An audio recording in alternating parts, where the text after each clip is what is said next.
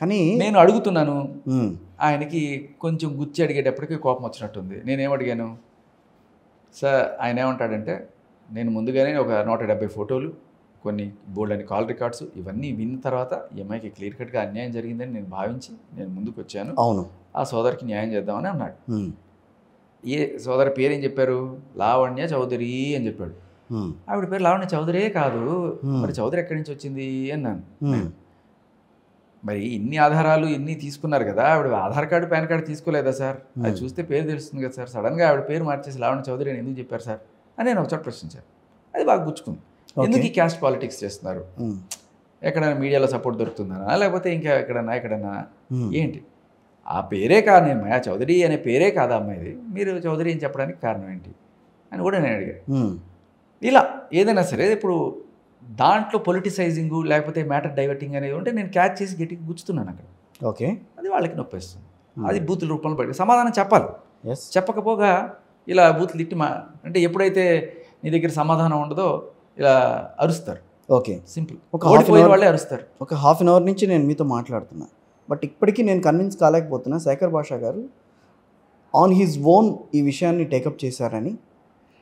అసలు టేకప్ ఇది case take up కాదు, నేనేం కనట్లా. బట్ ఇన్ని మీడియా సంస్థల చుట్టూ మీరు తిరుగుతున్నారు, వాళ్ళు పిలుస్తున్నారు అని అంటే సంథింగ్ ఈజ్ దేర్ అన్నదైతే బయటకు వస్తుంది. మీరు దాన్ని ఇవాల్వ్ చేయాల్సిన అవసరం అయితే ఉంది. అంటే సార్ మీరు ఏమనుకున్నారు? ఇప్పుడు నేనేం అనుకోవట్లా. ఒక విషయం చెప్తాను, ఎవరో బయట వెళ్ళిపోతున్నారు, వాళ్ళిద్దరి మధ్యన ఏదో జరుగుతోంది వ్యవహారం. రోజు ఇప్పుడు మీరైనా మీడియాలో ఉన్నారు కాబట్టి బోల్డ్ అని కేసులు బయటపడుతుంటాయి. కరెక్ట్, అవునా? కరెక్ట్, బోల్డ్ అని కేసులు బయటపడుతుంటాయి. చెప్తాను, కానీ అందరూ ఇన్వాల్వ్ కారు ఆ విషయంలో. కరెక్ట్. కానీ ఈ రోజున ఏదో జరిగిపోతుంది వాళ్ళిద్దరి మధ్యన అని చెప్పి యు ఆర్ ఇన్వాల్వింగ్. సో ఆ ఇన్వాల్వ్ దాన్ని జస్టిఫై చేసుకోవాల్సిన అవసరం అయితే ఉంటుంది.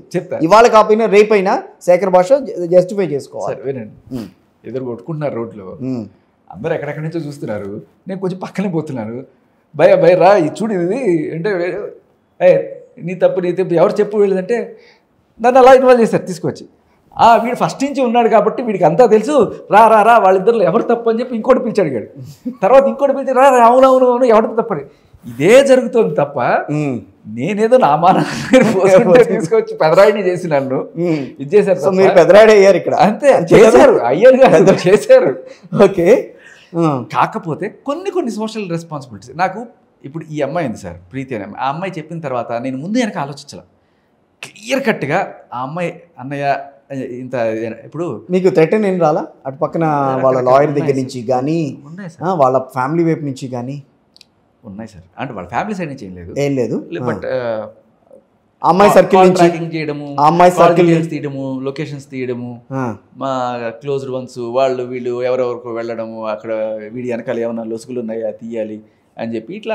లొసుగులే ఉన్నా మీ వెనకాల? అదే సార్, వాడు మొత్తం ఎదికాడు. ప్రపంచం మీద ఒక్క కేసు కూడా దొరకలేదు నా మీద. ఓకే, మరి ఇట్లా ఒక మనిషి ఇంత క్లీన్ గా ఎలా ఉంటాడు అనుకున్నారు. సో ఒకటైనా పెట్టించాలని చెప్పి ఏదో ఒకటి పెట్టించారు మొత్తానికి. ఈ లావణ్య గురించి నేను మాట్లాడుతున్నప్పుడు ఒకటి ఏదో పెట్టారు. అక్కడ ఏం పెట్టారు? ఏదో 509 క్రిమినల్ ఇంటిమిడేషన్, 324 ఏదో ఎవరో అమ్మాయి నేను కత్తితో కోసేసానట. సో ఏదో స్టోరీ రాసుకుంటూ వచ్చారు మొత్తానికి. సరే, ఇంకా బురద జల్లే కార్యక్రమం మొదలు పెట్టారు బేసికల్లీ. ఓకే, ఇప్పుడు ఏంటి, నిన్న కూడా డిస్కషన్ పాయింట్ ఏంటి, లావణ్య రాస్తాడు కావచ్చు, లేకపోతే లావణ్య డ్రగ్స్ ఇష్యూ కావచ్చు, దీని గురించి మాట్లాడడానికి నేను ఆవిడ తరపున లాయర్ ఉన్నారు. ఆవిడ ఏమంటుంది, నా దగ్గరికి వచ్చి చూడమనండి సార్, నా తరపు నుంచి కూడా మాట్లాడాలి కదా. అమ్మ నీ తరపు నుంచి మాట్లాడడానికి అంత పెద్ద లాయర్ని పెట్టుకున్నావు కదా నువ్వు. నేను టుమ్రిగాండి ఏదో మాట్లాడుతున్నాను, అక్కడ ఏదో న్యాయం ఉంది, దీన్ని కూడా నొక్కేసే ప్రయత్నం ఎందుకు? అది పక్కన పెడితే సరే, ఆవిడ తరపు నుంచి శంకర్ గారు, రాజ్ తరపు నుంచి నేను అనుకుందాం పోనీ. ఓకే, అనుకున్నప్పుడు నేను ఆవిడ గురించి ఏదో మాట్లాడతాను, ఆవిడ ఎలిగేషన్స్ అవి ఉంటాయి, ఆవిడ సమాధానాలు చెప్పాలి. ఆవిడ ఏదైనా రాజ్ తరుణ్ మీద చేస్తే రాజ్ తరుణ్కి సంబంధించి ఏమైనా ఉంటే నేను చెప్తాను. అలా కాకుండా ఆవిడ నా మీద ఎలిగేషన్స్ చేస్తే నువ్వు అట్లా నీ జీవితంలో ఇట్లా కదా అంటే మీరే రియాక్ట్ అవుతారు. అప్పుడు అది ఎలా ఉంటుందంటే సార్, దిలీప్ శంకర్ గారు పవన్ కళ్యాణ్ గారి ఫ్యామిలీతో ఎందుకు దూరం అయ్యారు, పవన్ కళ్యాణ్కి ఎలా వ్యతిరేకమయ్యారు, ఇవన్నీ కూడా నేను మాట్లాడాల్సిన పని ఉందా ఈ సబ్జెక్ట్లో? లేదు కదా. లేదు, అలాగే ఉంటుంది. ఇప్పుడు ఈయన ఒక లాయరు, నేను ఒక లాయర్ అనుకుందాం. మీడియా కోర్టులో ఆయన 2 చోట్ల వాదిస్తున్నాడు కాబట్టి ఆయన నాకు తెలిసి సారీ టు సే ఆయన ఆవిడ కేసులో అఫీషియల్ లాయర్గా వాదించలేరు, ఎందుకంటే పర్సనల్ పబ్లిక్ ప్రాసిక్యూటర్ వాదిస్తారు. He could be an assistant him. సరే, బేసికలీ మీడియాలో ఆవిడ తరపున ఈయన వకాల్తా, మరి ఇద్దరు లాయర్లు మాట్లాడుకునేటప్పుడు మీడియాలో, ఆయన లాయర్ నేను లాయర్ అనుకుందాం, మీడియాలో మాట్లాడుకునేటప్పుడు లాయర్ కాంటాక్ట్ సర్టిఫికేట్ గురించి చర్చ జరుగుతుందా? లేదు. దీని గురించి చర్చ జరుగుతుంది. అక్కడ నా కాంటాక్ట్ సర్టిఫికేట్ గురించి చర్చ మొదలెట్టారు.